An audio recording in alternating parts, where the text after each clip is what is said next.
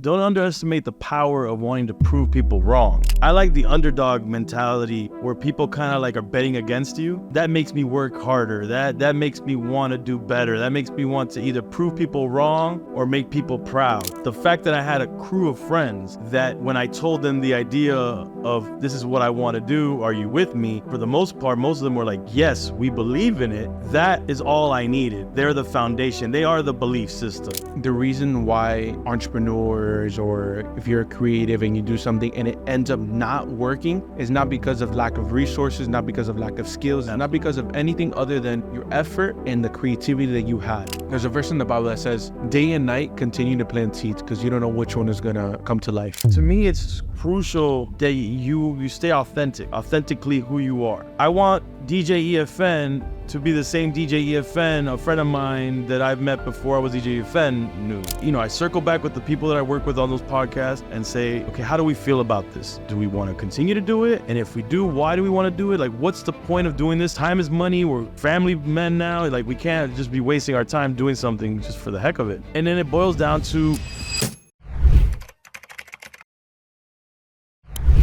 Guys, welcome back, right, to the Leaders Talk Podcast, right? The place where you will find content of me interviewing CEOs, executives, politicians, entrepreneurs, rappers, pastors, leaders amongst every industry. And for what, right? Because we don't like to waste time. We want to get to the point here so that you can become a better leader and ultimately develop your career along the way. So if that sounds like something you like, feel free to subscribe. But guys, today we have the founder of Crazy Hub Productions and co-founder of Giron Champs, and it's kind of ironic because it's almost as if, and I was trying to find like something that they could understand the way I'm feeling right now. It's almost as if whatever that you want to do in your life, imagine if you were able to sit down with somebody that is doing exactly what you want to do when you first started. That's kind of like what's happening right now. Right. You guys are killing it in the podcast world, and to be able to sit down with you is an honor.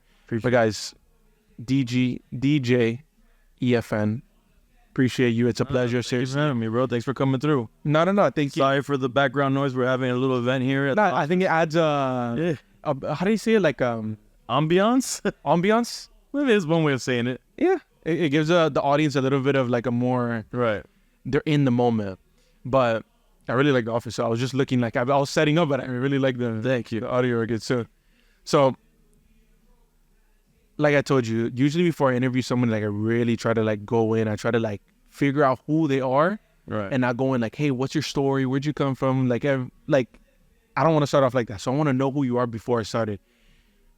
And almost every interview was about you getting into the music world, right? The hip hop world, obviously. Right. I'm gonna be honest. I don't know anything about the hip hop world, but I can really respect what you did with Crazy Hub Productions and Giron Champs. So I want to tap into that entrepreneurship side. Like we kind of talked off camera.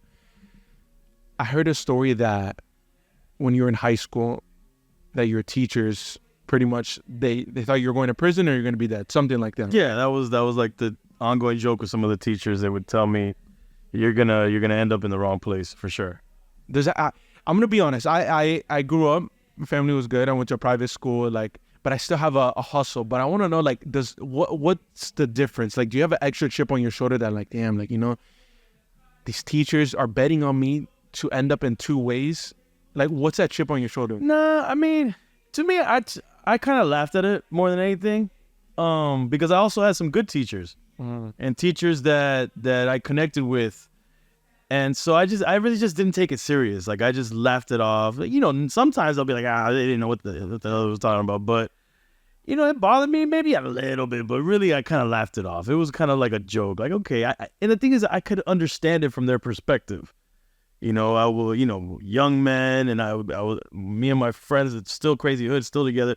But back then, it was like 20 guys. You know, we looked like a gang. And, you know, sometimes we were getting into trouble for sure. So I could see it from their perspective where, like, you're going to end up in the wrong place. But they weren't in my brain. They didn't know, you know, walking in my shoes to know what my goals were and where I was trying to go in life. Yeah. I don't remember who it was. So why would they believe in it?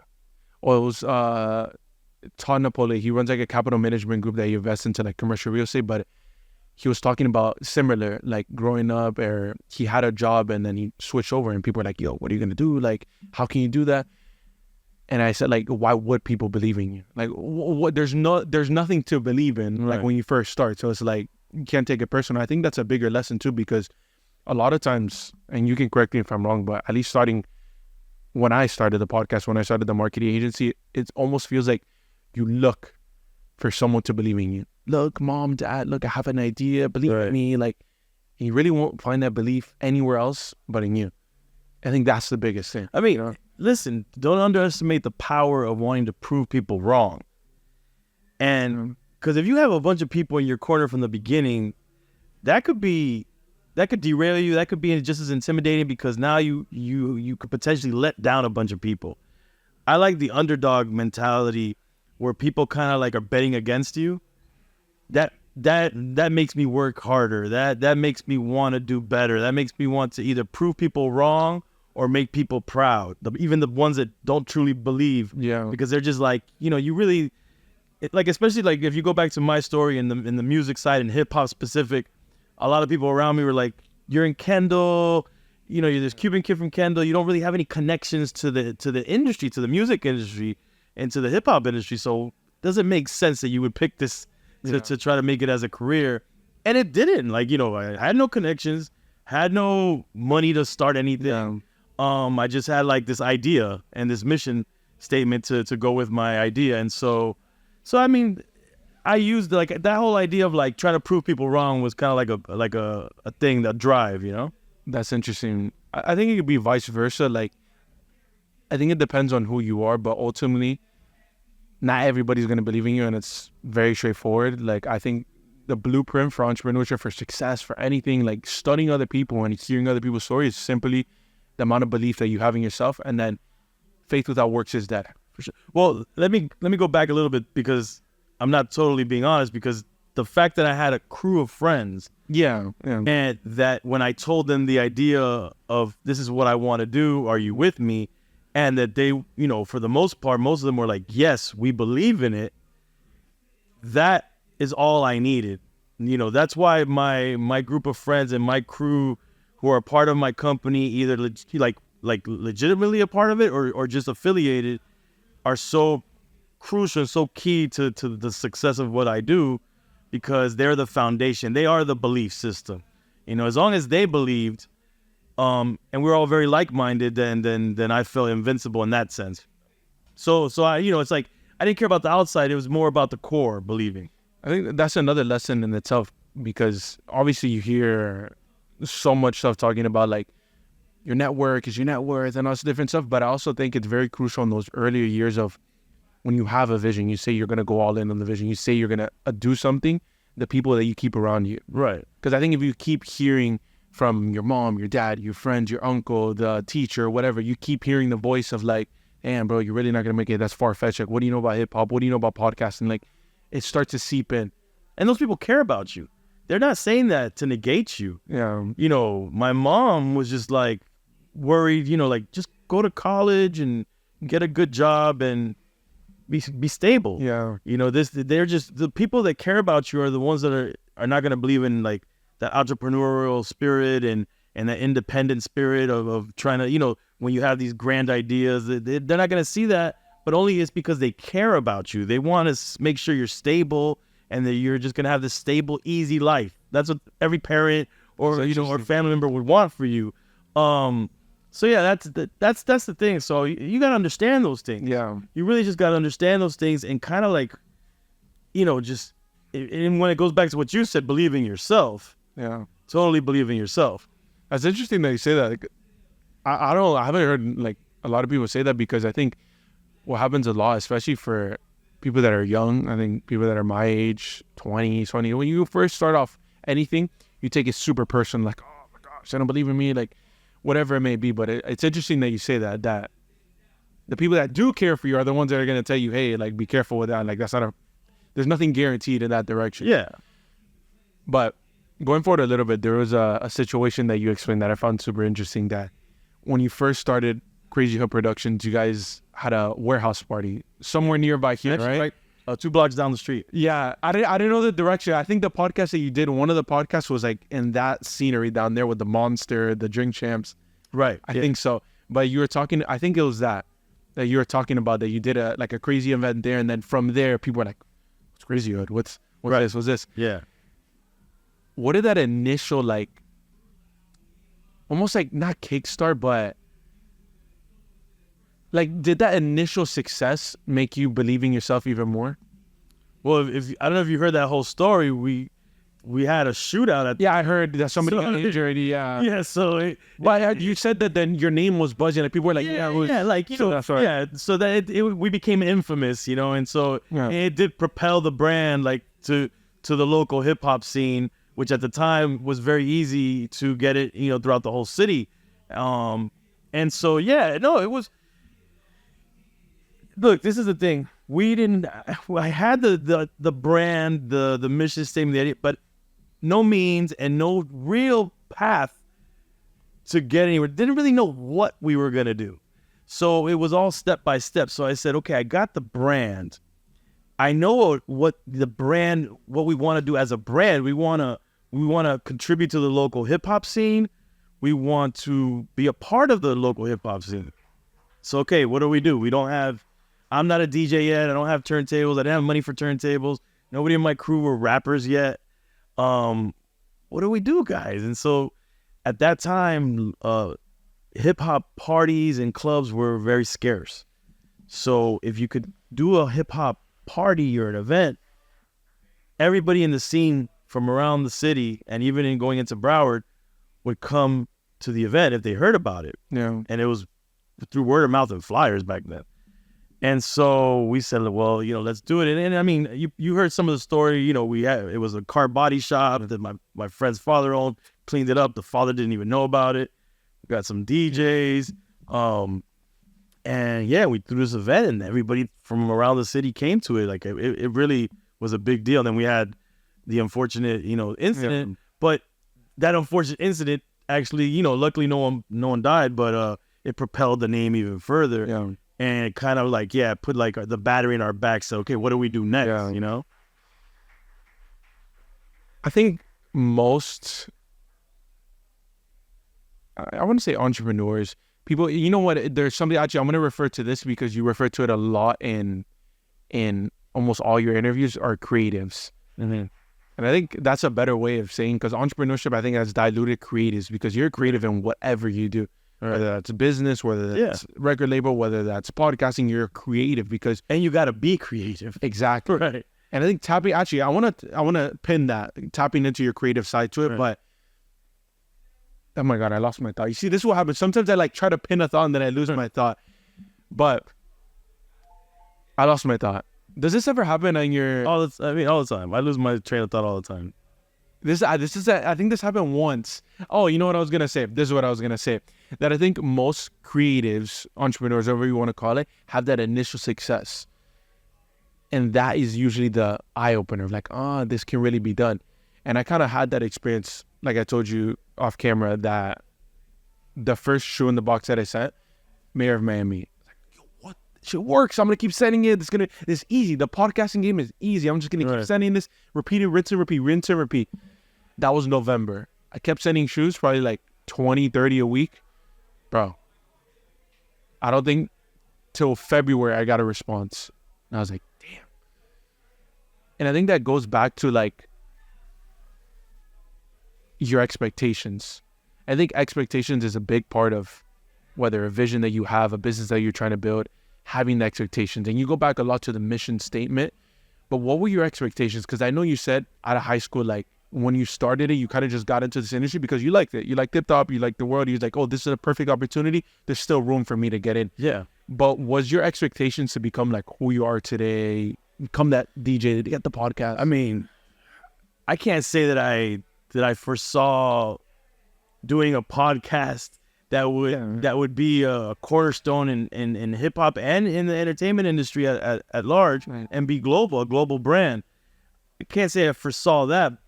But I felt confident in my drive and in my creative ideas to figure things out to get somewhere. And, you know, I always said to myself, well, I'm young, because that first party, I don't think I had turned 18 yet. I might have been 17. It was right when we graduated. So I was just, you know, maybe like right on the cusp of becoming 18. Yeah. Right. So I knew that I had time to figure things out. But no, I never foresaw it as big as it is now in terms of like the impact it's had on the bigger culture. Because we were just trying to be influential and impact the local culture, you know, and then to be able to continue and then impact the national culture. And then later on, we've done global things. Like, I never foresaw it to grow that much. But really quick, I want to say something to you, because one of the reasons why I decided from the shoot thing to talk to you is because it reminded me of something that I did. And this goes back to, and this is where we say being creative, because it's about being creative. Because if you don't have just, and even if you had money thrown around, because listen, throughout my years, I've consulted and worked with people with millions and millions of dollars that couldn't even do half the things that I would do with no money. Because throwing money around at things doesn't get it done necessarily. You know, it doesn't earn you respect. It doesn't, you didn't put in your time. You didn't pay your dues. Of course, money can move the needle. Don't get me wrong. But I just don't think it's the same, you know? So coming into this, one of our problems is that we had no connections, no network, you know. And Perfect base. What? The perfect foundation for any entrepreneur. Right. And so I'm like, how do we connect with people? How do we let people know about us? Because that's the first thing. My first thing was always marketing of the brand. Before the brand even makes money, before we even get opportunities, I want people to know who we are, because if they know who we are, then that opens up opportunities, right? Of course. At least that's the way I saw it. Yeah. So, okay, how do I market and promote our brand and ourselves, but we don't have money to market and promote ourselves? And so one of the things I started to do is I started to go into the magazines, the hip hop magazines at the time, look at the back where it had like all the label contacts, record label contacts, and it would have the name of even the magazine itself, all the editors and all these different numbers. Yeah. And I would start getting fax numbers from companies and all these different people. And the one thing I had was a hand-me-down fax machine, right? And I said, I'm gonna endlessly fax these people. I called it my fax campaign, and I would just start faxing people like constant. Like it'd be at one point of the day they'd get like 100 faxes from me, and I knew that somebody was gonna be in the office and get all these faxes and be like, "What the heck is what is this?" And then I would have it like a flyer coming to them, and it would say like Crazy Hood Productions or DJ EFN or whatever, and who's crazy, our slogan, and I knew they would be like, who the are these people, And I remember doing that, and from a fax you don't get necessarily a response back, but then I started going to conferences, because that's another game changer for us. Is that we had a conference come into Miami called How Can I Be Down conference, and it was it wasn't the first, but it was one of the first big hip hop music conferences, and it brought all the record label execs and artists and label. They came, a networking place to be at if you wanted. They came to South Beach, and it was and I was like, man, the network is coming to me. How can I not go to this? So made sure that me and the crew went, and we all wore CHP Crazy Hood shirts. We all were in uniform. We were like 15 guys out there and some girls, and boom, we go out there. We're passing out flyers that we would make at Kinko's ourselves. I had, and I remember meeting people, and they would be like, "You're the guy faxing us. You're the people faxing. I've seen this before." Because that's the other thing. I knew that it was like programming. They might not know who you are off bat, but if you keep putting these things, Easter eggs everywhere, because maybe they don't even remember the facts, but all of a sudden they see something, and I've seen that before. And you're planting seeds, and it becomes, like this snowball effect. And when the time is right, and it could be with anything, and it's happened several times in my career, but let's just put it to Drink Champs now. Takes decades at that point, but I've done a lot before that. But that snowball effect gets to the point where it's like boom, then Drink Champs happens, and it's just The snowball's already been rolling. it's all rolling, and now it's full speed ahead. There's so two, I think, big important lessons from there. Number one, I think the reason why entrepreneurs, or if you're creative and you do something and it ends up not working, is not because of lack of resources, not because of lack of skills, it's not because of anything other than your effort and the creativity that you had. Right. Because kind of like what you're saying, and I've realized it, almost everything is saturated. Almost everything, nothing new is under the sun. Right. So let's say in this example, right, I can bet there's been so many people that have reached out to you that just, hey, call you, hey, do you want to do an interview? Do you want to? So what's a different approach of going about that? Vice versa, in your guys' world, in your world, okay, I want to reach this person. I want to make this person my client. I want to interview. How can I get to that? And that how, like grasping onto that how, is almost where all the creativity comes from. How, like just being so stuck on how. Right. How. And then the other thing, kind of like what you said, there's a verse in the Bible that says, day and night continue to plant seeds because you don't know which one is gonna come to life. And I think that's true because, you know, I've experienced it, and I want to get to it after this last question because I'm at that point of the podcast where I've been going, I think it's been officially a year. And I've been working, you know, when I first started, I was like, you know what, I want to interview a bunch of CEOs. I want to interview all these people, and it's happening. Right. But then the numbers aren't correlating, and then I'm like, damn, bro, am I doing something wrong? And then it's kind of going back to what you said, just keep planting the seeds, keep planting the seeds, keep planting the seeds. But I want to hold that thought because there's also something that I've noticed that you've said in multiple interviews and you said early on is the mission statement. What specifically, really quick, what was the mission statement when you first started Crazy Red Productions? I mean, the mission statement was simply to trying to think more of the wording that I would actually use back then. But it was basically to contribute to the local Miami hip hop scene, to help put Miami on the hip hop map. That's what our mission statement was. Like initially, like when you first started, that was the mission statement. That was it. Be contributors to the scene and help propel Miami's hip hop scene on a national scale. Do our part. Let me ask you, because this is where I'm getting to, where that I think a lot of times entrepreneurs, creatives, we have a mission statement that we start with, and it's very hard to stay true to it. Right. Because yes, you want to contribute to local, and then what happens when you partner with a guy like Nori? What happens when you go to a national level? Oh, like how true are you to your mission statement? I'm not saying to you, I'm just saying like in general. Right. It's hard to say to the mission statement, but I think you've done a very good job at that. How have you stayed true to your core, even, you know, the national presence?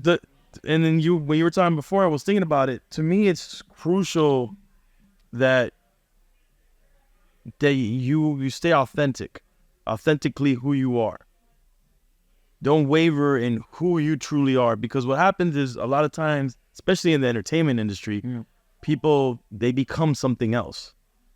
You know, they morph into another person. They become their pseudonym. Like I want DJ EFN to be the same DJ EFN a friend of mine that I've met before I was DJ EFN knew, you know, more or less. Obviously, we all grow and of course evolve, but I think authenticity is the most important part. And in that, you're going to always stay true to whatever original mission statement you have.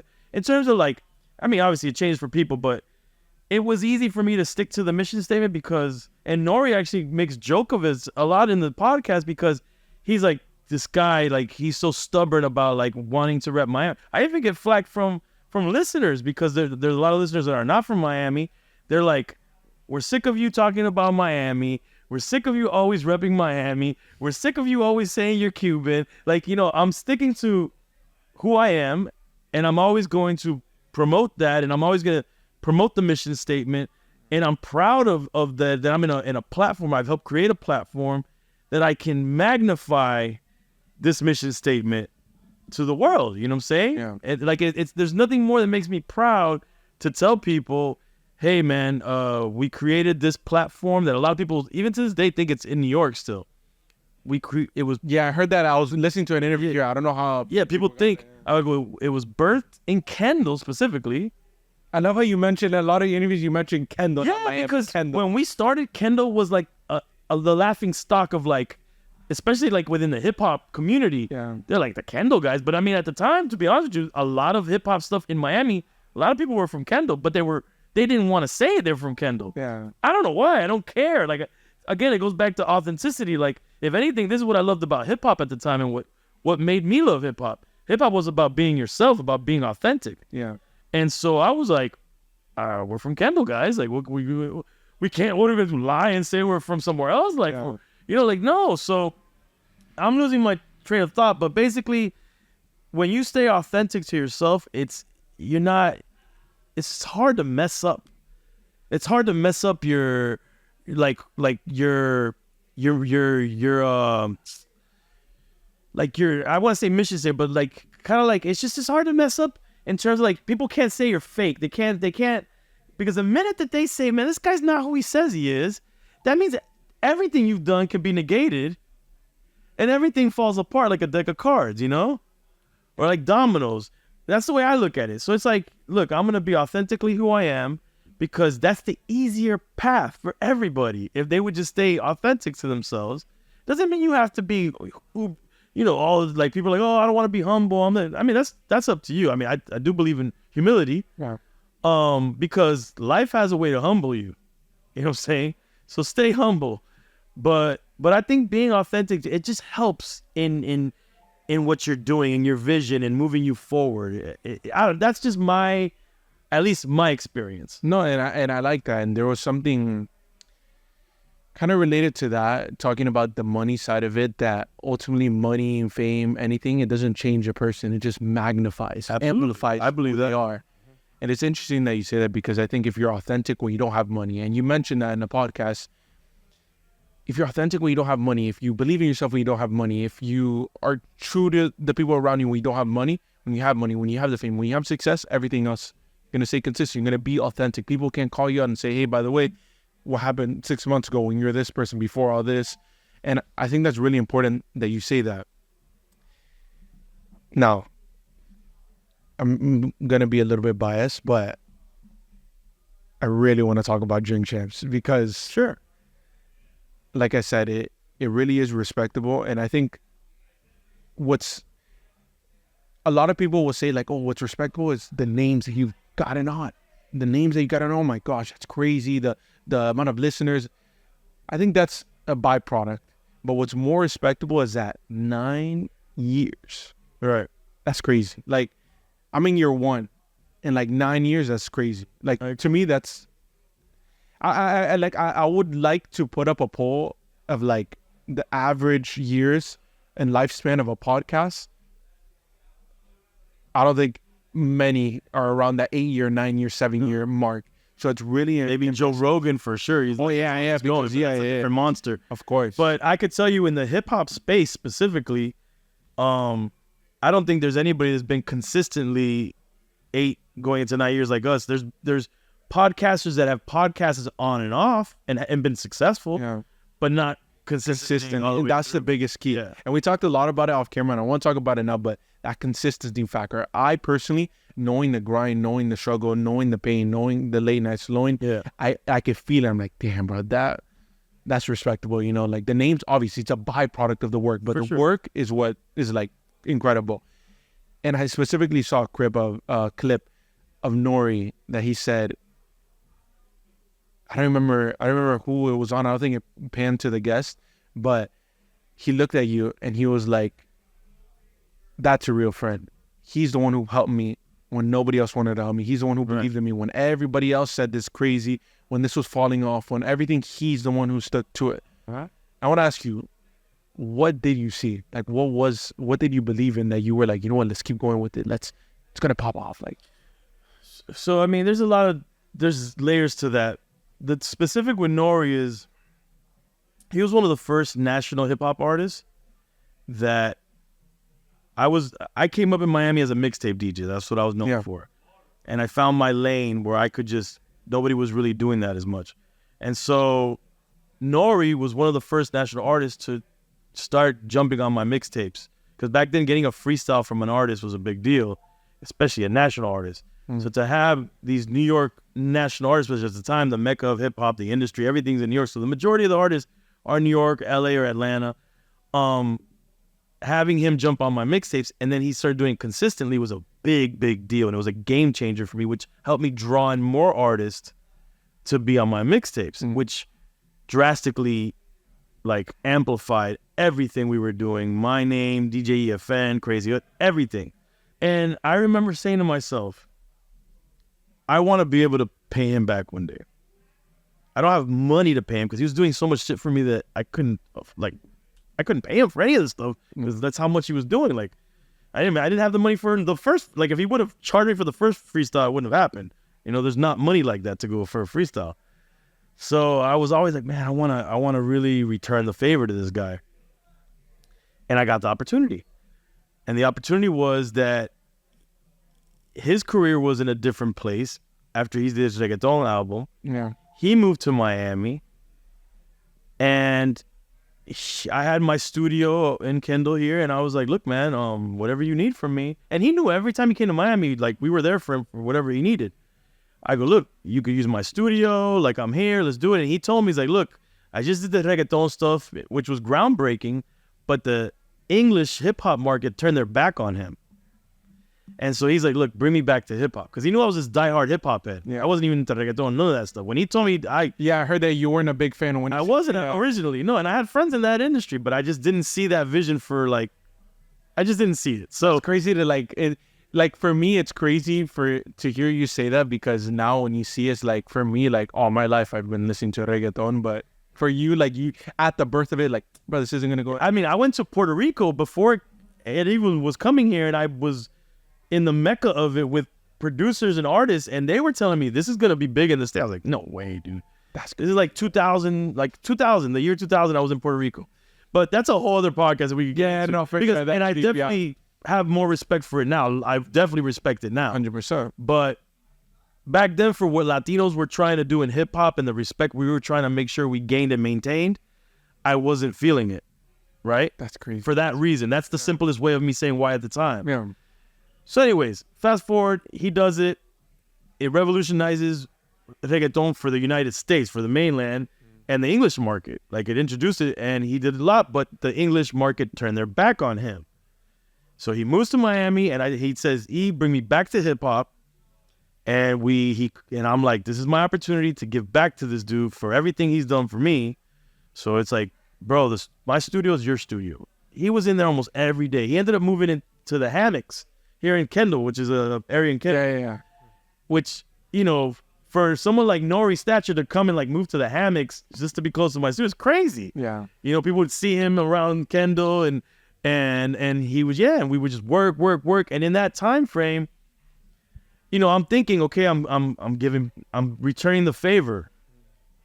But then trying to condense a long story, the opportunity where Drink Champs came about, where it was, you know, we were doing a serious, you probably heard the story. We were doing a Sirius XM show in our office, in my office, and we stopped doing it. We never made money off of it, and it was really the precursor to Drink Champs, the way it sounded and looked. And so we stopped doing that, and then I was like, man, I really enjoyed doing that. It was fun. I would love to do it again. And then my boy put me on to podcasting. He's like, yo, you should really do that as a podcast. And then people were telling Nori the same thing, but Nori was like, he didn't get the vision for it. Nah, when I would tell him about podcast, he's like, what is a podcast? Like, it wasn't in hip hop. Either they didn't know about it or they thought it was like some nerdy, like computer. Like, it's crazy to think, like, I'm sorry to cut you off. It's just so crazy to think, like when you say reggaeton and Nori not like understanding, like, it's crazy, like the outcome of it, you know, of all of it. It kind of goes back to, like, you don't need to believe in so much in the beginning. It's like, right. It's just crazy, like, thinking about it. And mind you, and I don't want to, well, okay, let me get back to the drink, and then I'll come back to that. Because there's just so many ways to talk about this. There's so many layers to it, and I'm 100%. Trying to condense stuff. But I'm slowly trying to convince him about it. But before I'm convincing him, it was a name, it was words that we were using, Drink Champs, me and my friends, you know, we would be at my office, we would be doing studio sessions, we would be gambling, playing poker, and we'd be drinking and stuff. Yeah. We were big drinkers. That was our thing, drinking. And so if you couldn't handle your liquor, we'd be like, you're not a drink champ.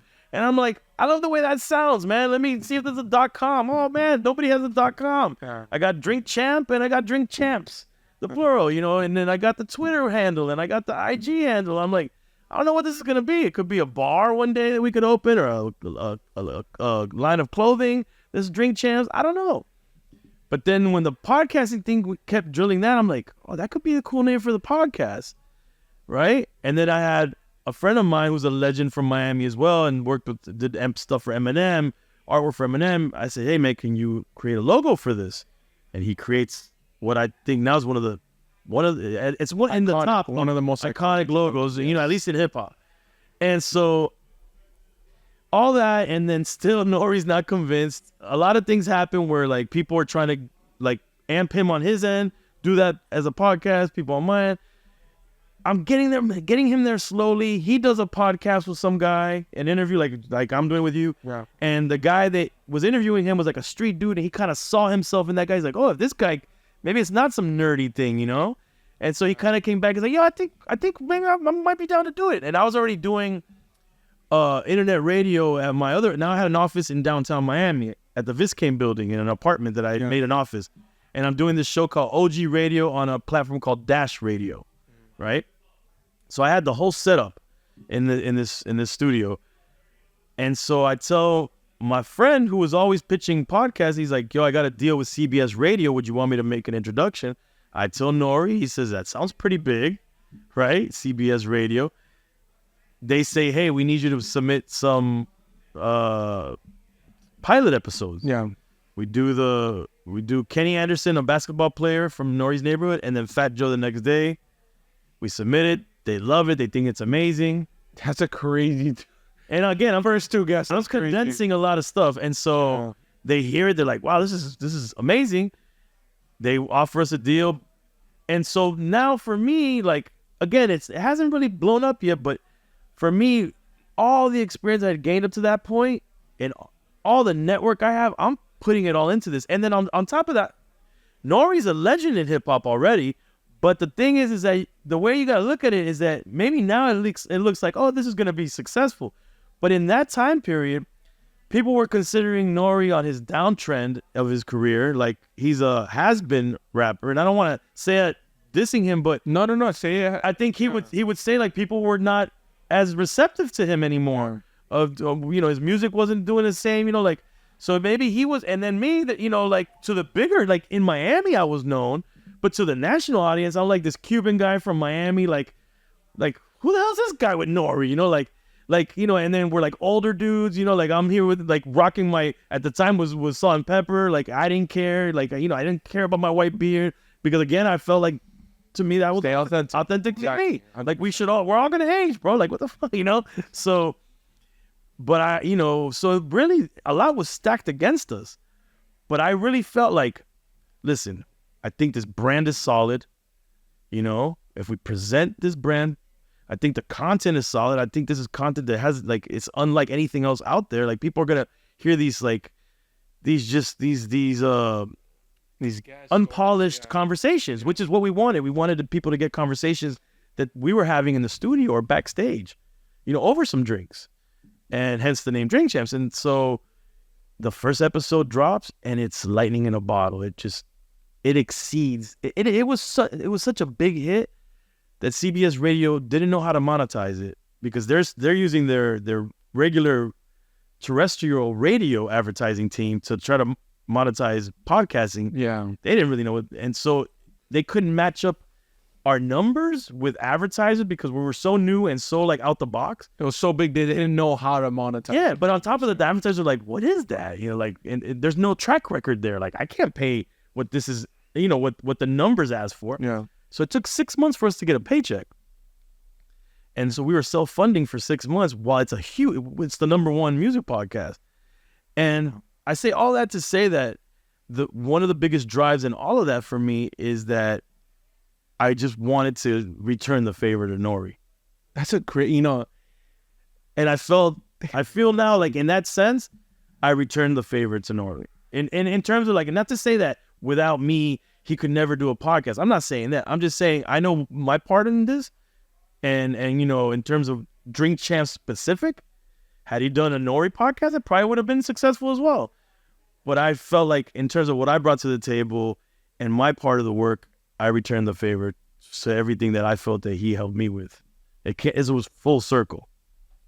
That's crazy. I heard it. I mean, partially. I don't think you ever said it like this, that it was a returned favor. No, I've never really talked about it this way. So it's crazy that you say that, because it just, I don't know. It's like, it's almost like, how do I explain and put it into perfect words? Like, you just described pretty much a 20-year story from you building your career, you getting your network, Nori doing his thing. He had a down thing. You guys collided. Right. He said no for years. All that into summit into that, and that powerful message that you gave. Like, I don't know. I'm shocked. I don't know. Like, I'm going to sit back. I'm going to really watch it and be like, damn. Like, and I don't want to get into it too deep because I don't feel like we really have the time for it. But just a year or two before the Drink Champ stuff happens, or like 2 years before, I had a really like streak of bad luck because the economy had sank. 2008. Oh yeah, financial crisis. Yeah. I mean, Drink Champs launched officially in 2016, but when I'm saying when we started to like really get to, like, it took like 4 years for Drink Champs from the idea of trying to do the podcast for it to manifest itself, for me to keep pushing to get Nori on board. But around 2008, leading, for years, a couple years after that economic downturn, which I never understood it as an economic downturn for everybody. I just felt like I'm the idiot that messed up with my finances. But what had happened was it was the whole country. And the way that I was primarily making money at the time, which was one of my pivots, was I had a marketing company and I was working for record labels. Yeah. And the first budgets that went in that was marketing. That's always the first budget that goes. And literally from 1 month to the next month, all my accounts were done. Yeah. So yeah, man. So like I had experienced one of my worst streaks of bad luck just a few years before we really started doing, getting on that. And then on top of that, the birth, which is again another podcast, the birth of the Coming Home documentary series, is in that time, my worst times too.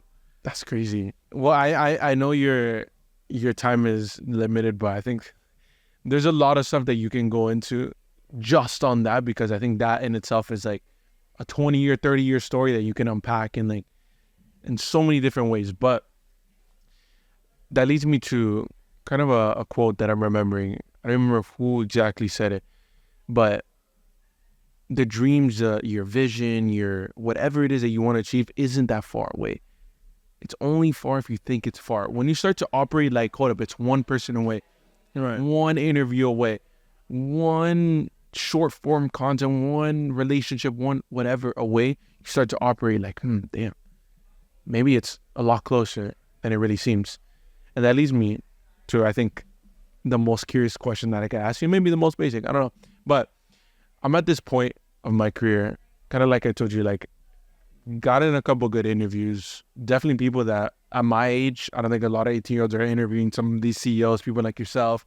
So I'm very like grateful and proud. I'm like, damn, it's been some good progress going far. I know this is gonna eventually come to life, right? But I'm also having the other side, like, damn, bro, like, I don't know. Like, am I missing something? Am I not doing something right? What is it? And I really want to ask you, like, if you could go back when you first started the podcast, or even if you can give me advice on that moment of like, you get the success, you get that little bit of success, and then you go to almost like a waiting period where you're just like, damn, am I doing something wrong? Am I like, what's your advice on that? I'm kind of not sure, because you're saying you get a little bit of success and then you say to yourself, am I doing something wrong? So that's a weird way of answering that question. Because look, like, I think it's more so numerically. Like, I know I have the potential. I know that I've gotten the interviews. I know that everything has been happening as it should. But I just have that doubt, like, damn, like, but the numbers aren't correlating. You know, I reach out to this person, they say no. Like, just so many different factors that are feeding into that doubt.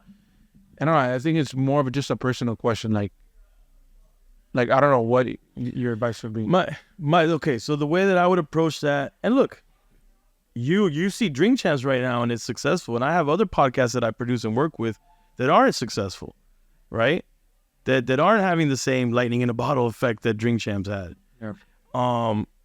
And my thing with that is, I circle back with the people that I work with on those podcasts, and we say to we come back every, like I tell you, like we give ourselves a certain amount of time, and we circle back and look at the data and say, okay, how do we feel about this? You know, do we want to continue to do it?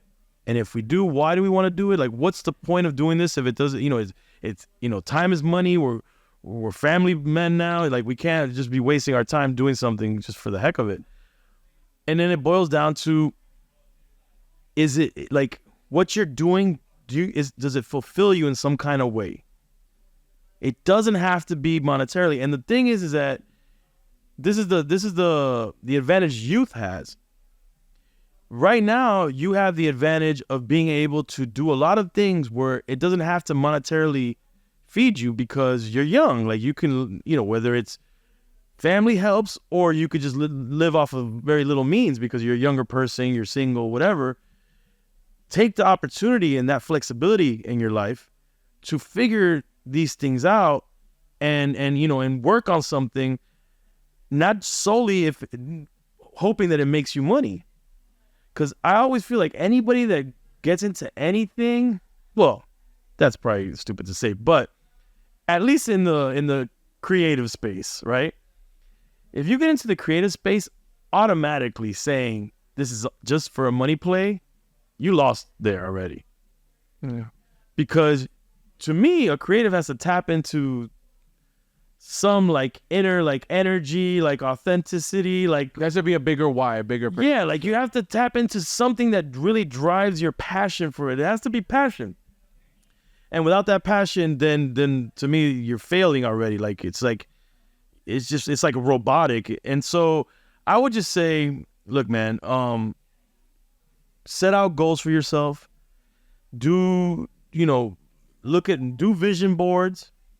Vision boards people laugh at. No, I have a big one in my room. Yeah. And it took me I didn't, when I was going through my craziness with the downturn, yeah, I was diving into all these things, reading The Secret, reading Napoleon Hill. I don't know if you ever read those books. Ranch, of course. That's one of the best books ever, and in a series of books. I bought the whole series that he has too. Yeah.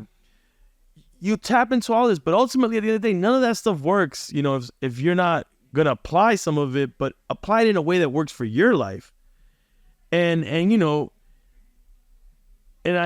losing myself in this thought. That was the final chapter, applied and generalized knowledge. Like, people, or specialize and generalize. Specialize is when you take something that you read and apply it, and generalize it. Oh yeah, work hard. Okay, yeah, whatever. But I get what you're saying. Even just the response that you say brings a lot of I have a lot of faith. There's verse in the Bible that I live by that says, walk by faith and not by sight. And I really do live my life and try to live my life like that, because I believe regardless of the doubt, regardless of anything, the job needs to get done. If you believe in something really wholeheartedly, like you said, not to have the tunnel vision where you exclude any opportunities, but I feel like being in the youth, you could have that to some extent of just no lifing it, pretty much, just going in on that. And now's your time to be a dreamer. Yeah. Because later on, if you have a family and all that, it's, I don't think there's an expiration on dreaming. I don't believe that. But I think when you have responsibilities like other people to feed, you got to be responsible with that dream. Yeah, of course. So you have the opportunity to just be a dreamer, man. Just dream it. Like, think of every possibility. And see which one really calls and which direction you need to go in. And if you got to pivot from that, go out there, man. Do it. You have the youth. You have the time. Just go out and do it all, man. But if you organize yourself and you apply that consistency in one discipline for at least a certain amount of time, you're gonna be better off than the average person your age that's just dreaming and is all over the place. Which both is fine. because sometimes you need to be all over the place to find, your true destination. But if you could hone in on it and you have a vision, kind of like what I did in a way, I honed in on my vision. I knew exactly what I wanted to do. You know what I'm saying? How I was going to get there, I didn't know, but I knew the steps to take. I knew the direction. I knew what felt. I followed my feelings. And one thing I'll tell you, another thing that I don't know if you heard me talk about in other interviews, one thing that I learned that was vital and helped me a lot is in my youth with my crew of friends, and we weren't like tough guys like that, and we weren't like gangsters or anything, but we were around a lot of things, right? And so we were hard heads and we would get into trouble. And in the beginning, because I had the numbers, which I utilized in my favor to help in every aspect of what we were doing, we came off aggressive. And sometimes we were aggressive in dealing with people because we knew people they were like, not to use the word haters, but people were already, counting us out. They like I told you, people did the Kendall thing, majority Latino kids. Like there's just a lot of different aspects that people were just like counting us out and just not taking us serious. And so we were kind of aggressive trying to combat that. And because there's a lot of aggression too out there that we were dealing with. And so we were like, aggressive in our own ways. So, but there was a point that I realized that aggression against aggression in the long run isn't going to do anything. And I kind of honed in on this specific tactic or idea or way of doing things that I call polite persistence. And I realized like I get more out of being polite to people and being considerate and understanding that nobody owes me anything and appreciating anything that I get from anybody. And then being persistent, trying to get the things that I want out of people, but politely, until they just tell me flat out no. And if they don't say no, they leave the door cracked open. It's as long as I'm polite, I could keep going back and knocking. Excuse me, sorry if you waste your time. And I still to this day apply polite persistence. And I think it works, and I think it does magic. Because what happens is, and this goes with consistency, you're like that, and then so you become memorable to people, and they're like, because in anybody in any successful position is dealing with people trying to access them or use them in some way, and they're just jerks, people who just think that they deserve something, they deserve your time, they deserve this, and just people are just jerks about it, they're assholes. And so when someone reaches out to you and they're genuinely being polite, but they want to really, do something with you. They're being persistent. You can respect that. And then what happens is you might not the first time just because they're polite be okay, but they're persistent and they're consistent. And then eventually that polite person stands out amongst the sea of jerks out there. And you say, you know what? The day that you email or call or leave a voicemail, that person's in a great mood. Man, come on, man. You've been so cool this time. You've been waiting for years to talk or for me to hear your pitch or whatever, that they deal with you. And then the door opens completely wide. It's a relief, because I think kind of like our story, I sent you the shoe, but they're still me following up, and I'm very persistent, very politely persistent. I like the word they used it. I like the word that you use, politely persistent, but yeah, polite persistence. I always tell that to people. But I appreciate your time, and I know, like I said, usually it's 30 minutes of the podcast, but if the conversation keeps running and you have a story like that, for sure. I mean, I hope it doesn't bother you that we went a little bit. No. But I sincerely want to say thank you, and kind of like you said, hope I was that polite person that just kept asking. No, from the way you wrote your letter, like when I first saw the shoe, I was like, okay, But if the letter didn't match what, like the surprise of seeing a shoe and the curiosity, the letter had to match, and there had to be that polite persistence in that letter. Yeah. That's what I was looking like. Like it matched up, like I told you, with the creative ways that I would reach out with the fax campaign. That's what the shoe was. Yeah. And then your letter was the polite persistence. And then when we emailed, you continued with the polite persistence. So it was consistent.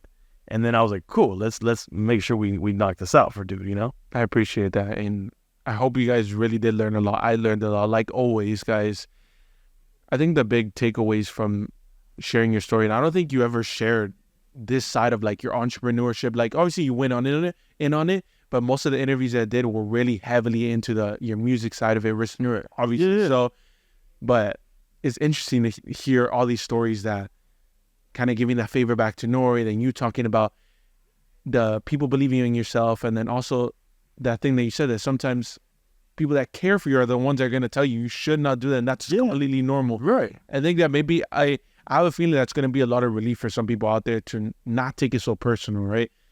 I don't know who's hearing this, whether your parents, your mom, your dad, your uncle, your friends, whatever. Like sometimes they really just care for you, and the path that you're going on, the vision that you see, the business that you want to build, they haven't done it. So how could they tell you, hey, yeah, you can do it? Like you said, it's a lot easier if your father would have been the #1 DJ in the world telling you, yeah, you could be a DJ because it's more foreseeable. But I think you really did touch a lot of people here, and I pray to God that this reaches a lot of people and impacts people. I think that's the biggest thing. And seriously, like, I really can't thank you enough for your time. I had a blast. I hope you guys enjoyed it. Man. And I hope you can connect with some people out here too, man. No, 100%. Seriously, thank you so much for your time. No, appreciate you guys did make it to the end. I usually link everybody's stuff down the description. I'm still going to link Drink Champs, Crazy Over everything, but guys, I think you already know. But regardless, I'm going to link everything, your IG, the drinkchamps.com, your biographies, everything so that people can really dive more into your story. So, but guys, thank you so much for making it to the end. If you did make it to the end, make sure to follow the Instagram to stay tuned with the clips, behind the scenes, exclusives that only people on Instagram will see. But seriously, guys, thank you guys so much for making it to the end. And I'll see you guys on the next one.